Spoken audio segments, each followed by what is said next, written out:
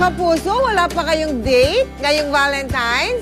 Aba, huwag nang magmukmok at gawing mas makabuluhan ang buwan ng mga puso.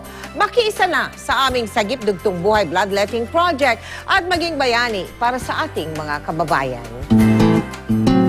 May date na po ba kayo ngayong Valentine's? Wala. Meron na. Meron! Naku, wala eh. May date man kayo o wala sa Valentine's Day, gawin itong mas makabuluhan sa pamagitan ng pagdodonate ng dugo. Dahil alam nyo ba na sa isang bag ng dugo na inyong maiaambag, maaari kayong makatulong sa 3 pasyenteng nangangailangan ng dugo. Paano? Ito po yung centrifuge. Dito po natin ilalagay yung mga na-balance na blood para ma-centri po siya, ma-separate yung red cell sa plasma.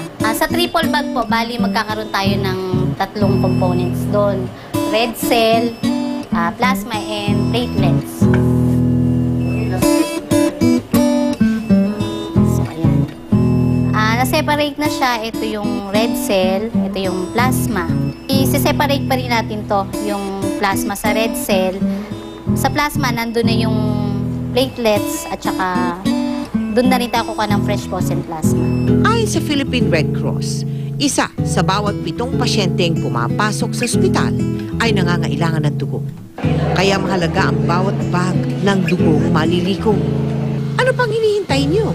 Kung meron po kayong edad na 18 to 65 years old, May timbang na 110 pounds or 50 kilograms at may malulusog na pangangatawan. Aba, meron kayong pwedeng gawin. May date kayo dyan po sa may Ever Gotesco Mall Commonwealth Center sa February 13 po yan. Simula po siya ng alas 8 ng umaga hanggang alas 6 ng gabi. Dahil sa buwan ng mga puso, mahalagang ipadama ang pagmamahal sa mga kapuso. Kaya, donate na!